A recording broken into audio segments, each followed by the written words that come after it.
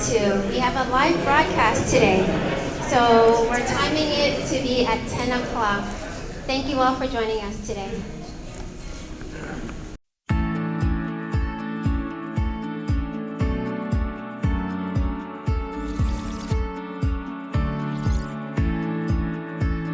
In a world that's gone digital, Hawaii's been slow in adopting technology. Hawaii is missing out on these best practices to make our state stronger and more resilient. TRU's purpose is simple: to accelerate Hawaii's adoption of technology. TRU creates a test and learn environment of widely used cloud-based technologies and best practices that drive efficiencies and profitability for public and private sector organizations. TRU initiative is about the tech enablement and collaboration. So having more people involved in TRU makes TRU stronger. I think we all can learn from each other. Everybody has something to learn, and if you don't have something to learn, you probably have something to teach. So if we work together, we'll definitely be stronger as a community. Adoption of technology is important because tech-enabled organizations and tech-enabled workforce lead to a stronger economy, higher wages, and higher quality of life for residents. And that's exactly what TRU is about. When TRU first came to us, it was all about the Sandbox. You know, the Sandbox is the front door for innovation. A lot of the best ideas, you know, come from outside of the Sandbox. And so we built this place, and it was a catalyst. The Hawaii Executive Collaborative had just come to light, and they approached us and asked us, hey, can we start a new initiative here? And immediately we jumped in. It did a lot of things that we were hoping to do, trying to do for a long time, which again is about elevating the priority for innovation here in Hawaii. Get involved in TRU. You can learn things quickly and efficiently, or you can offer your expertise for the future of Hawaii. There are two ways TRU makes this happen. First, we showcase solutions to common organizational challenges. Often, these challenges aren't new. Someone's already solved them. We share these solutions so you don't have to recreate the wheel. Second, we foster connections. From hosting collaborative events to connecting you with organizations that have leveraged technology solutions, your digital journey shouldn't be one that's navigated alone. On the heels of COVID, with everything shut down, digital is the bridge for the economy. We talk about airports and we talk about harbors. You know, the digital bridge is really what's going to connect us to the rest of the world and allow our businesses to be successful and thrive here. By the way, they also create the good jobs that we need. It doesn't matter where you are in your digital journey. We're all working toward the same thing: a healthy digital economy. And technology has the power to get us there. Visit our website and contact TRU to let us know how we can help accelerate your adoption of technology.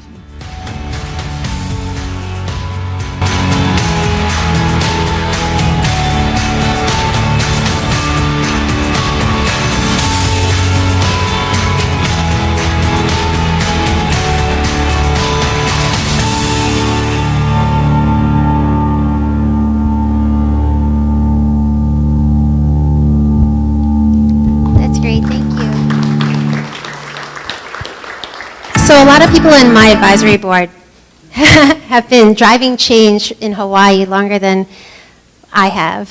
So I'm really appreciative that they stepped forward to do this. Today's event will highlight the urgency to leverage these technology and cloud solutions for our businesses, communities, and state to become more efficient and productive. You'll see resources available to support our local organizations in doing so, and how every one of us can get involved to ensure that Hawaii's future is headed in a direction that benefits us all. I'll be introducing our key speakers in a little while, but I'd like to welcome Mayor Blangiardi, the City of Honolulu, and Mayor Roth, County of Hawaii, for joining us today.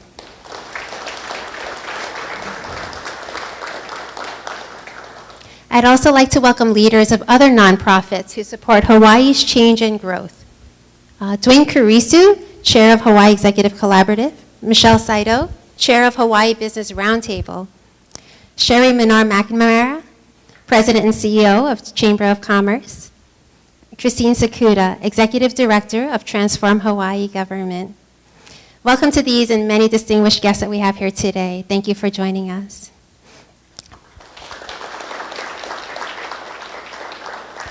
I think the bottom line is that productivity and efficiencies can significantly increase can be significantly increased with technology and data. And we need to embrace this opportunity in order to remain relevant.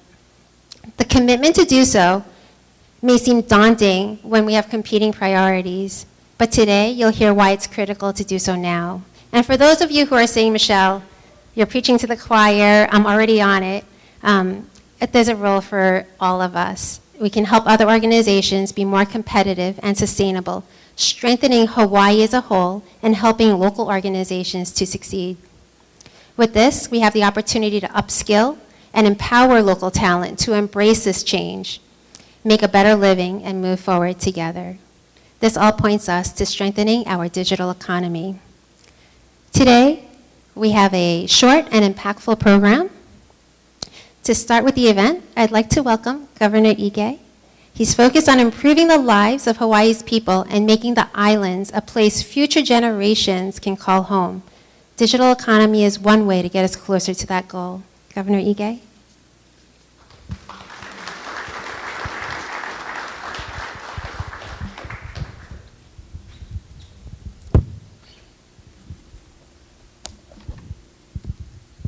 Thank you. Thank you so much for all of you being here.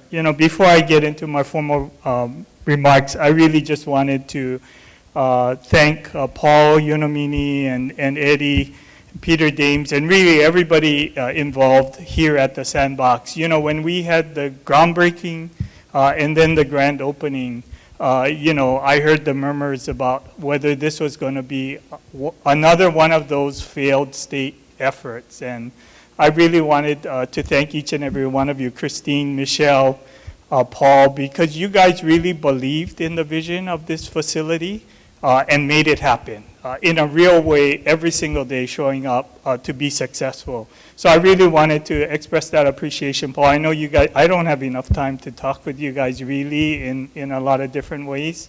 And I could not let this occasion go by without expressing that. I mean, this Sandbox has exceeded all expectations, I think, and it really is because of the collaboration of all in the private sector and public sector to really make this happen. I think we've all seen what COVID has done to our state, our country, and the world. It has super accelerated the advancement to the digital economy because every single organization on the planet had to embrace it or perish. I mean, that was the fact of life. When we issued the stay-at-home order and we asked people to not interact, not do what we normally do as a community, it forced all of us to really rethink what we did on a daily basis. We have seen such a tremendous acceleration and shift. In the many cases, individuals and businesses struggled at the beginning, not really understanding whether this is really a transformation or it's a detour, right? I mean, I think many of us, and Christine, we've been at this digital stuff for much longer than we would want to admit publicly, but so many fits and starts about trying to make the digital economy happen in the islands, and it took a pandemic to really accelerate the transformation much faster than any of us ever thought was possible, right? That's why in my State of the State, I really focused on the vision of Hawaii 2.0 and about what we really need to do as a community to ensure that Hawaii can be a place for our children to call home, to have the option to see the career opportunities, to see a future here with affordable housing, quality jobs, being able to pursue their professional dreams in a way that all of us want for our children. I still have 3 kids working on the mainland, and I work every single day. And really, this drive for digital economy is the solution that all of us need to fully embrace and work toward, because it definitely will make a difference.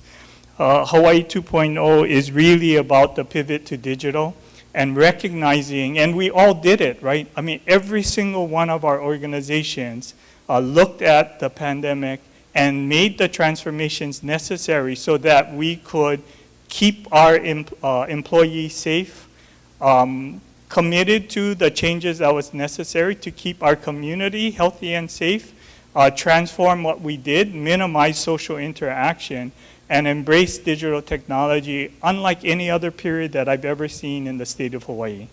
And because we did it, I know that we can do it again, and more importantly, we need to accelerate the pace of adoption because we've seen over and over and again, if you're not in the digital economy, then you're really not in the economy. You know, there's no discussion about whether there's an option not to do it.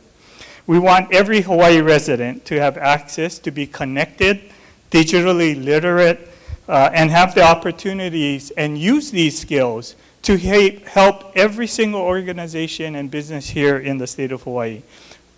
This transformation has proved that any job can occur anywhere on the planet, delivering services to anywhere on the planet, and developing products and services anywhere that we would want to, where we dare to dream about doing that.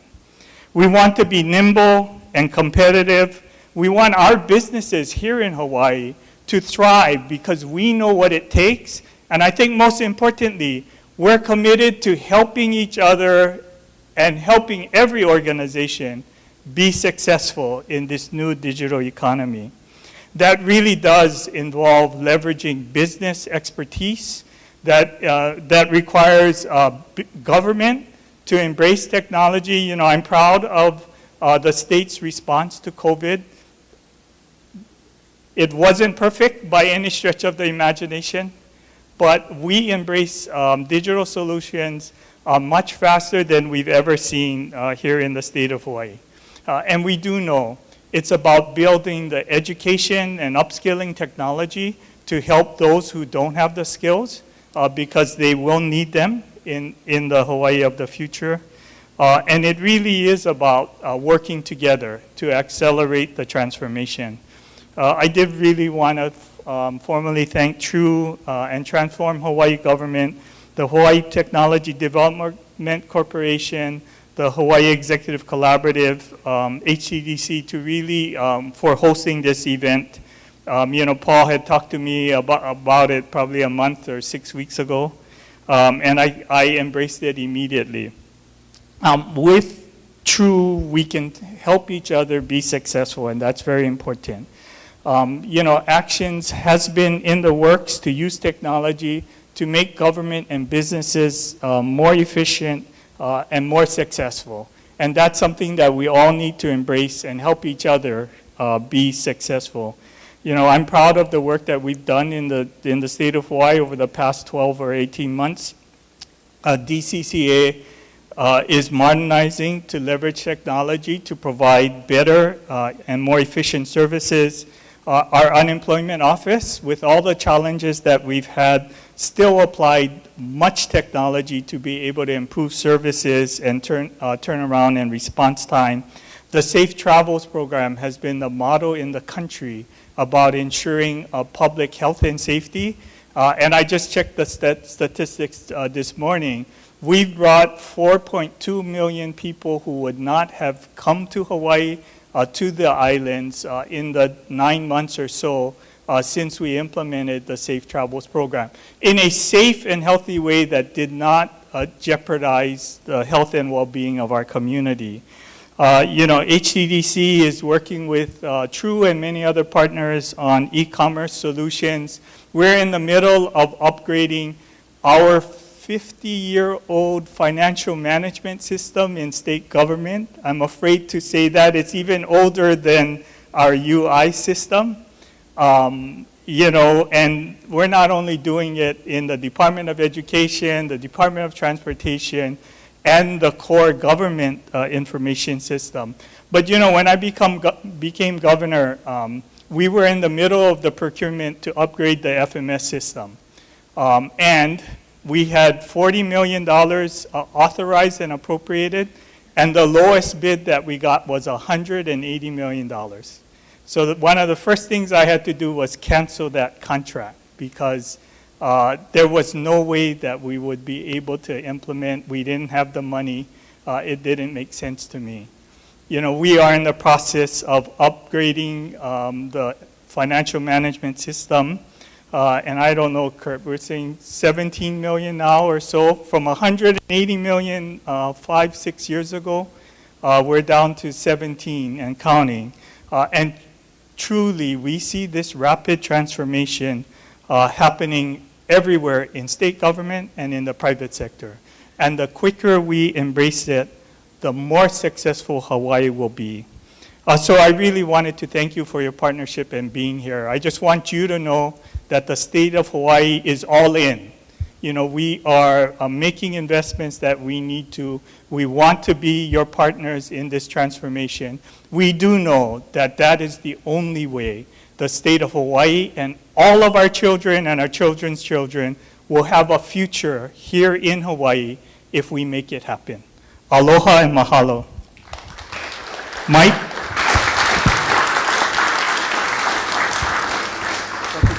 Thank you, Governor. Next, I'd like to welcome Mike McCartney, Director of DBED, Department of Business, Economic Development and Tourism. He's been such an integral partner, along with Hen Higashi, Acting Director of HTDC, Hawaii Technology Development Corp., with our closely aligned missions. Director McCartney will share how the state's adopted technologies and how they are supporting local businesses in doing the same. Director. Aloha, everyone. And first of all, I want to just thank our DBED team, because what we're trying to do at DBED is change ourselves so we can partner with everyone else out there. So we're going through our own 2.0, changing who we are so we can assist and be the best partners in the private sector. So I want to thank Len Higashi and everyone here from the DBED Ohana for making this happen. And Governor, I think you're the digital governor. And looking back over time, knowing you, I think one of the stories he tells is that when he got out of the University of Hawaii and graduated from there, he got 41 job offers, 40 from firms on the mainland, because he was an electrical engineer. And I think the governor's dream is the next generation, the people born today, there'll be 41 job offers from Hawaii that they will have to choose from. And so that's why I think we're here, not just for ourselves, but for the common good and the future and the collective interests of Hawaii. So the Sanbox has been a living example of that, and we have done many things together. And I think when we want to look back, we see that we all got together when we first started, and we were all in this room, and then COVID hit. And as the governor said, COVID, it was an unfortunate experience for many people, all of us, but it also was something that forced us to change. It made us have to look at ourselves, look at the world, and look at the rate of change that's happening, just like the people in the past for Hawaii, with all the changes that they had to go through and all the different transformations. This was our turn. And we always knew that closing was going to be a lot easier than reopening. And that's what we're going through now. And in that reopening, it's not opening to the same, it's opening to something different.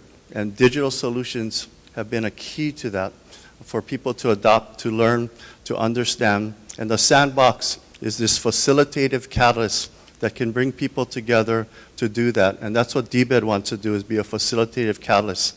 And I have many of my colleagues on the cabinet here, and I just wanted to acknowledge all of them and what they're doing, because the state's working hard on things like this. I wanted to hold it up. And, the financial management system, we did the payroll system, we did time and attendance, and it's amazing what everyone is doing and going through. And it started with the governor when we first went into the governor's office, and he said he wanted to do this, and everybody gave him proposals, like you said, but he said we have to do it ourselves. So he got together with ETS, and we just did e-sign in his office. All the other departments were still using paper, but he said we have to live by example. So that's what we did, and we e-signed in the office and then gave it back in paper, and he said everyone will adopt. And so that's what's happening. I think one of the keys to digital conversion is also leadership. And leading by example, I think, is going to be a key for the future. And so you all remember safe travels. And many of you are in this room, like people like Peter Ho, and we struggled. We had many meetings. We talked about things. We found solutions. We found mistakes. We changed. But if you look back, it was an amazing feat to get people, technology, and our number one industry together to help start things moving. And I think in the long term, it's going to prove that Hawaii will be one of the premier destinations in the world, not only to attract the right people, but also on destination management and looking at that. And Safe Travels was the gateway and the prototype for us to do that. And then we did a lot of things like remote work, and those projects are out there. And movers and shakas, that program has yielded many things that nobody expected. We have instant teams. We have a lot of programs that are working in that arena.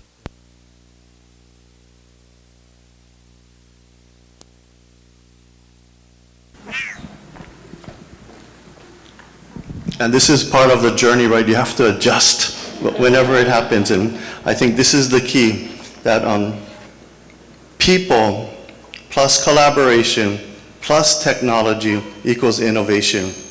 People make things happen.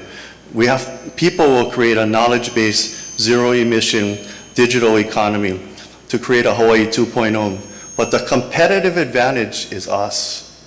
We're the competitive advantage. The technology is out there, and what True helped us to see, it's really us and how we work together, because the how matters, and how we work together will determine what the final result looks like. And if we do it in a bad way, it's not going to work out. People matter in this, and Hawaii has really good values. And then it's communication, it's common understanding, and it's building trust. And that's what True is about. And people working together is always better. And if you think about it, it's about malama, to just take care, and to take care of each other. And then it's about aloha, the coordination of your mind and heart, bringing each person to the self for the collective existence with no expectation or obligation in return. And it's about working towards that collective existence of all of us. And so, Paul, I want to just thank you on behalf of the governor and give you something right here that reminds us of how the spirit of how we have to work together. Because back in 1971, Governor Burns had a conference in the year 2000, and what are we going to do for the future? And a very important woman in Hawaii's history stood up, and she talked about aloha. And she said, the world will turn to Hawaii because Hawaii has the key, and that key is aloha. And if we live it and we collaborate with that, we can not only transform ourselves, but we can help the world. So, Paul, I want to give you this key from the governor. You have the key, and we got to work together. And thank you very much.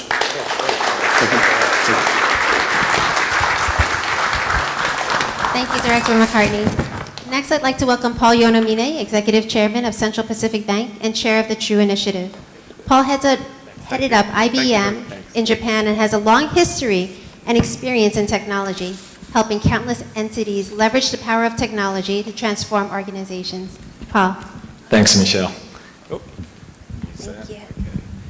Thanks so much, Governor. It was a very inspiring talk. I really appreciate that, and thank you, Mike, for this key as well. And I accept this on behalf of the entire True team as well. Thank you. Listening to the governor and Mike, I agree. I mean, we have to focus on collaboration. If we're planning to accelerate into the digital economy, there's absolutely no question that we all have to collaborate, not just within the private sector, but with the educational institutions, with the nonprofits, and also with government. That's going to be key. And we have limitations on the number of resources in Hawaii. We just don't have enough people to go around and trying to implement, the best-in-class technologies. So we, as a community, if we come together and do a lot of that mind share, we could get it done. But in the process, we make sure that knowledge stays in Hawaii, that we're not always running out to the mainland and elsewhere and bringing in new resources. and just using their knowledge and seeing them all disappear after the project's completed. So resources, a very important element for future collaboration. A second area, I believe, the largest buyer of technology in the state of Hawaii is the state. And if we can collaborate with the state, we create such a big presence, a great target for the many IT vendors of the world. We're going to get their attention. And I'm going to touch on that a little bit later, but we've already seen companies like AWS and Adobe and Microsoft come in here and provide free seminars and boot camps because they see the potential here. That's another area of potential collaboration. A third area is this facility. We have 11 private tenants in here now, CPB as well. And we have a lot of other companies that come in here and use this facility. This wouldn't have happened if it wasn't for the leadership of HTDC, DBED, the state government, and really building out this facility. So once again, just many things that we can benefit from collaboration. And finally, later on, Eddie and Peter may touch on it, but there are a lot of good best practices and references, even from the public sector, and as well as the private sector. And we ought to share a lot of that information together. It can really make the implementation process a lot more efficient, get our people more confident that things can get done. So, collaboration is key. Now, this isn't an advertisement for, CPB, but I want to talk to you a little bit about my experience since I joined Central Pacific Bank a little over 2 years ago, and I came back to Hawaii. When I first joined the bank, we were a Lotus Notes user, okay? And yes, it's still around, right? Our online application was a 2.1 rating on a scale of 1 to 5 by Apple and Android. Our ATM fleet was over 10 years old, and we were very much mired in a legacy environment in terms of hardware and software. We were really fortunate, worked with the CPB team, with Catherine No, who's here today as well, and we embarked on a digital journey, and we were really fortunate that we did that before the pandemic, right? And today, a lot of great things around that.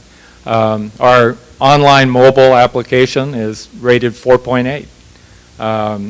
We have a state-of-the-art communication platform that allowed us to just pivot immediately and work remotely and also securely, during the entire pandemic. We redid all of our ATM footprint. I think we have best-in-class ATMs today, and we're a very active cloud user today. We moved most of our old legacy systems to the cloud, and everything gets done cheaper and a lot easier today, right? But now we're on to some new things.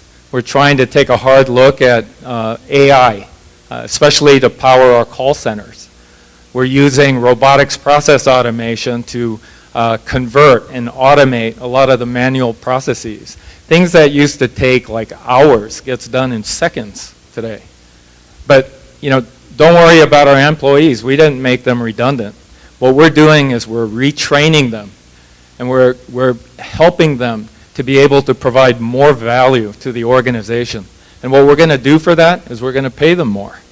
And that's the model, right? So, we're pretty proud about what we accomplished at CPB. I think today we're no longer a laggard in technology usage.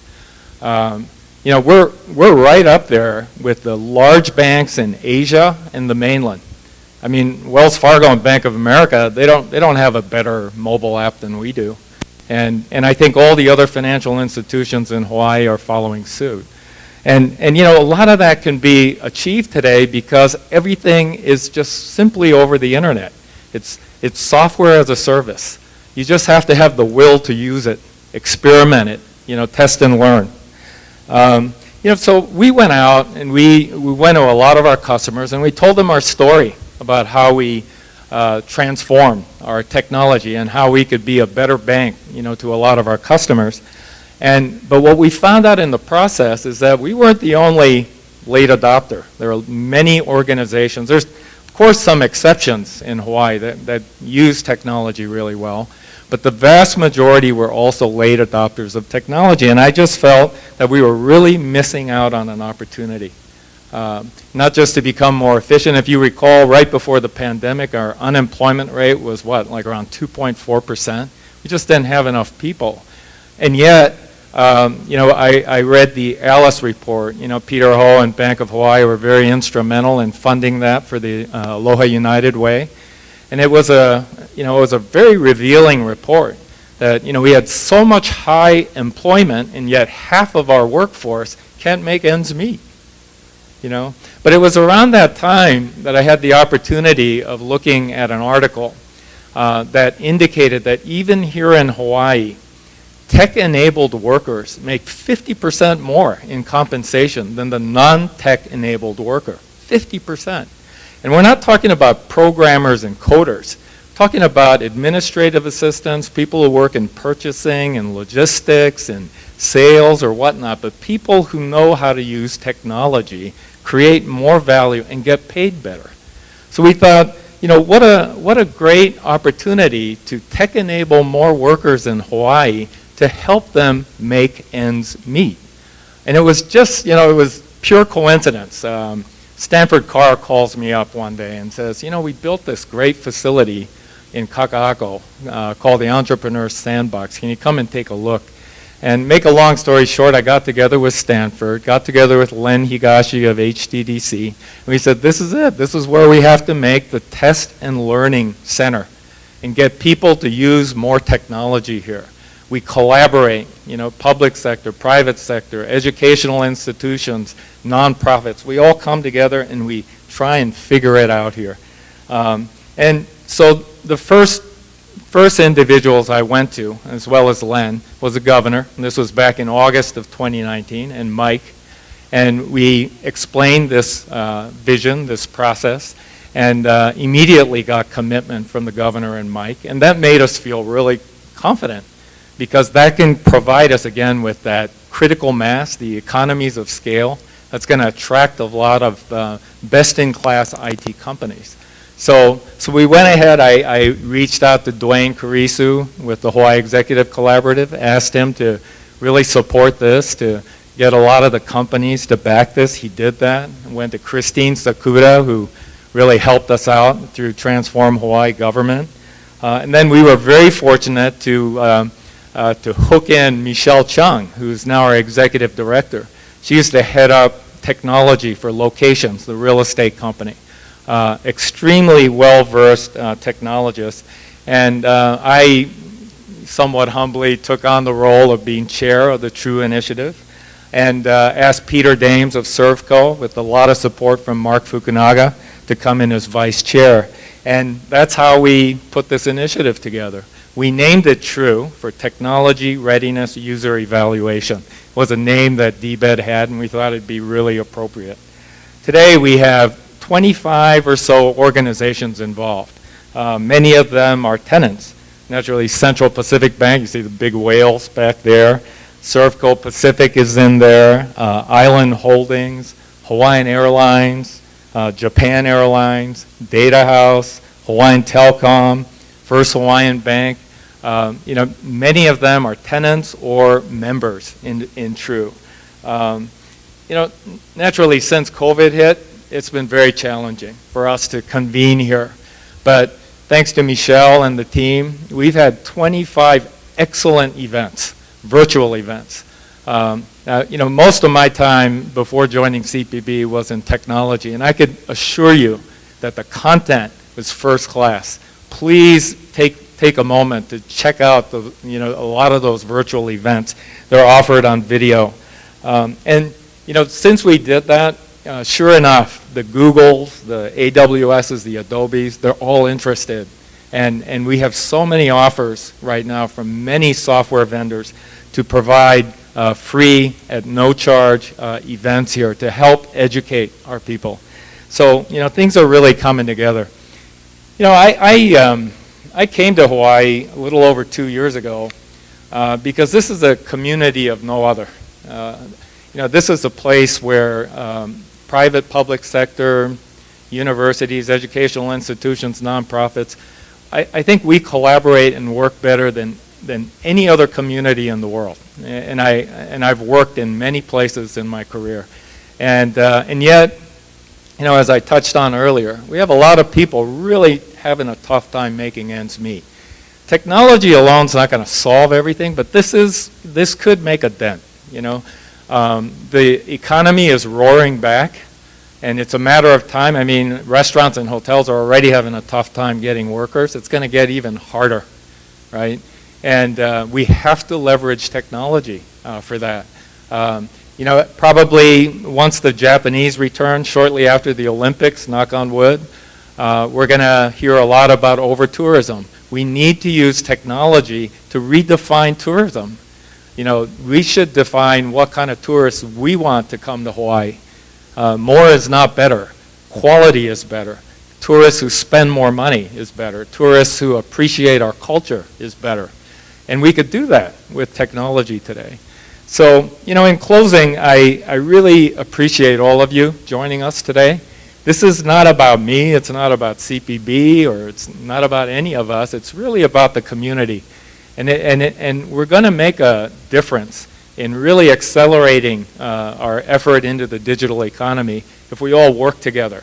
And so I really ask all of you to join us. And join us to accelerate your digital journey. If you're already an expert at it, great. Come here and help us, right? So thank you very much for your attention today. I really appreciate it.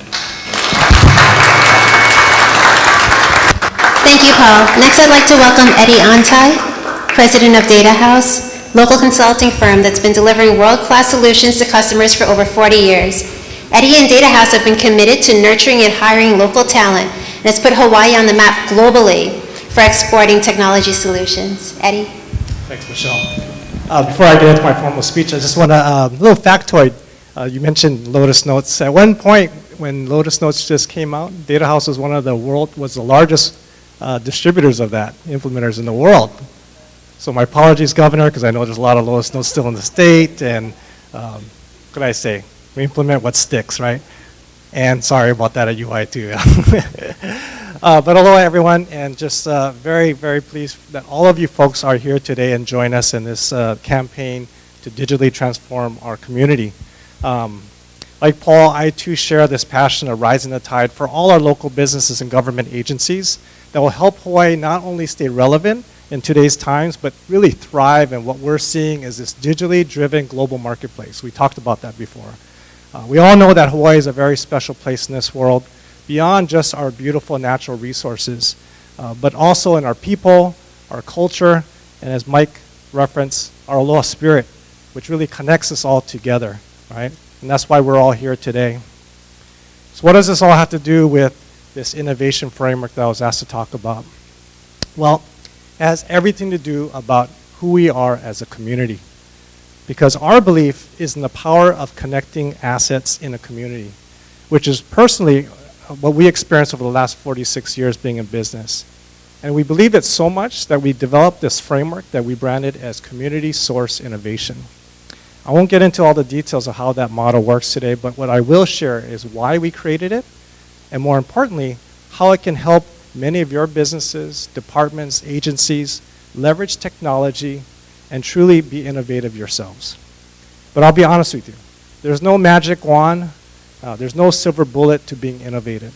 It's just connecting ideas and assets, collaborating together, and coming up with solutions that will put into action in an iterative and agile way. Whether it be solving a business or community problem, developing new products or service offerings, or even coming up with whole new business models altogether. Human innovation has been happening since the beginning of time, really. It's just that now, it's just happening so fast. So you can think about this framework being similar to a physical fitness program, yeah? Everyone knows that staying physically fit is good for you. We know generally some basic exercises, but you can better your chances of staying fit if you put together a fitness program. So our innovation framework is like a fitness program, except the one goal is to keep you creatively fit. So why did we create this model? Well, it starts with first understanding who we are as a family of companies. For those that aren't familiar with Data House, we're the founding company of several sister companies, all here in Hawaii. Team Praxis, Ikahi Health Systems, Data House Asia, Sagely, and more recently, Health Persona, with Ike Hawaii being our parent and holding company. Our tagline and motto is enriching lives in Hawaii by sparking innovation. And collectively, we share a vision of accomplishing our mission by innovating locally to scale globally. And I'm proud to say that we've been doing this for several decades now, which has helped us to grow globally in the US continent as well as in the Asia markets, all while boosting our local economy and creating high-value jobs. And that's why we're all in with True and why we ask you to. But being in the technology business, we're kind of forced to continually innovate and reinvent ourselves, really out of survival. So what we learned and practiced over the 46 years, we decided to put into a playbook that we called Ideas to Impact, and also developed a one-page innovation canvas that enables anyone to create innovation in their own organizations. But gotta admit, there's a spoiler alert here. All the stuff in this playbook, they're not original ideas. In fact, most of it is a compilation of other people's ideas, methodologies, approaches. Some of them you're probably familiar with, like Lean Canvas, design thinking, strategic doing. But the value in the playbook is really in how we compiled it all together such that it maximizes your chances for creating value in your own business. Kind of like innovation made easy. So we end up summarizing into just 7 simple steps and even suggested a number of technology tools and methodologies that you can use along your own innovation journey. Lastly, as Paul had mentioned, innovation doesn't happen in a silo. Best solutions are those that are when there's collaboration and sharing. And that's why we decided we needed to share this with True and with all of you in the community so that you can actually use it, suggest changes, and it can evolve and just get better. It's kind of like an innovation, open source innovation framework, if you will. And one of the more recent outcomes of using this framework was a Community Innovation Mentorship Program, or CIMP. This was a great use case of how the model and framework helped to develop this program and not only create real value to all the stakeholders involved, but we were actually able to prove that it could scale. But this framework and this tool is just one of many resources that True has to offer to the community. And our hope, again, is that it can act as a catalyst to truly digitally transform our businesses and our community. So again, on behalf of the True Steering Committee, we mahalo all of you folks for being here, but more importantly, we really mahalo you for jumping in and participating. Aloha. Thank you, Eddie. Next, please welcome Peter Dames, Executive Vice President of Servco. Hawaii's leader in automotive products and services, and much more. Peter shared how they've extended innovation to different departments through Servco Labs, and he'll share why now is the time to act. Peter. Good morning. Can you hear me? Okay. I'm going to stay on script because Michelle only gave me 3.5 minutes. She gave Paul 4 minutes, and you know how far off he was. So, we got involved in True before it was True. It was basically, I remember sitting down with you, Paul, in your office and talking about the concept back in early 2019. I told Paul we'd only join if we actually did things, real projects with real companies. We weren't interested in joining another group that was good at talking. For Servco, technology, community, and innovation have been a key part of the company's culture. It's what we do best. You don't survive 102 years by doing things the same way. Continuous innovation is in our blood, and as we grow and lead here in Hawaii, we wanted to help. So joining Paul, CPB, and the other founding companies was a no-brainer. As technology gets more complex and constantly changing, we wanted to help create a way to make it easier to implement into more businesses here in Hawaii. For me, True is about having a place or a forum where we can share our learnings with others, with companies, with government, with education, to help everyone gain a higher comfort level with technology in Hawaii. One of the projects we've been working on together with Mayor Blangiardi's team is creating a new way for auto dealers to register vehicles electronically. Doing this will reduce wait times at the DMV for everyone, while making the state, the city, and auto dealers more efficient. It's an application Servco assisted in creating under the leadership and direction of Mark Wong, the city's CIO. We kicked the project off about 18 months ago, fought through COVID, building this virtually, and it's almost done. And when the pilot's completed, we're going to give the application to all the HADA dealers in the state for free. It was a great public-private partnership, and this is what True is all about. With True, it's not all about giving, it's also about taking. We're learning from CPB on their efforts around cybersecurity, robotic process automation, and AI. This is a safe space to learn from and help each other out with the latest technologies. Having our digital team upstairs at the Sandbox and interacting with other companies as well as entrepreneurs here on the first floor has opened up our thinking. It's a place where things just happen with an awesome vibe thanks to DBET and HTDC. We must continue to build out this area and make it Hawaii's digital tech hub. Now, you can see there's a big hole over here in the wall between the beams. And according to Stanford Carr, there's a reason why it's there. And it's kind of appropriate we're having this. As I was driving in this morning, I was listening to one of the Stanford Hoover Institute's podcasts, and it was the speechwriter for Ronald Reagan back in 1989. So, Mr. Governor, Mr. Stanford Carr, tear down that wall. Let's build this whole place out.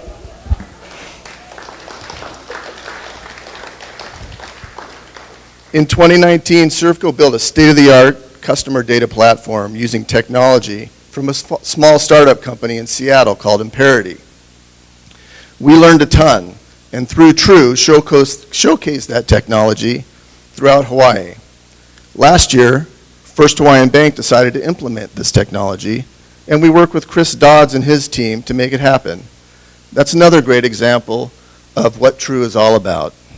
With True, we're here to help each other out, and we can't do this alone. In Hawaii, we must work together as one to build a successful digital future. This is why you should get involved now. Enough talk, let's roll up our sleeves, have fun, and most importantly, get shit done. Thank you for coming out today, and I'd like to hand it back to Michelle to finish us up.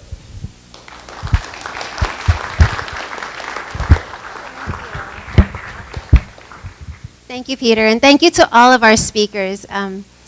You've given us all a reason to embrace the digital economy. And True, HDC, THG, Data House, and a lot of organizations that are involved have given us the means to do so. The call to action is simple. Visit True's website at www.hec.org/true. Read through the use cases and identify one that aligns with a need that you have in your organization. If you're already doing something great, as my speakers have mentioned, we'd love you to share that so we can support other organizations here in Hawaii. And lastly, if you'd like to get involved and you aren't sure how, please connect with me and we'll get you involved. In addition to connecting with me, you can also connect with one of our True committee members. I'm so fortunate and grateful to have a committee that's committed and giving of their time and resources to helping Hawaii's organizations thrive. And I want to take a moment to thank those who have been leaning in to True, especially during this very challenging year. I'd like to highlight another way that you can get involved. Here are some upcoming events that you and your team can join. As Paul mentioned, we're getting a lot of support from the larger tech companies. And whether it's to learn what's possible, learn how to do something specific, get free advice, or to get to know others who are on similar paths, we'd love if you could join us. Go to the website to sign up, and we'll also see an email after this event where you can get more information on upcoming events. And lastly, we value your input. Please take a moment to fill out the post-event survey with this QR code. You can also highlight which solutions are most valuable to you. If you're not able to get the QR code, don't worry about that. We'll send that in the post-event email as well. And with that, I would like to thank our virtual audience for joining us today. I look forward to collaborating with you.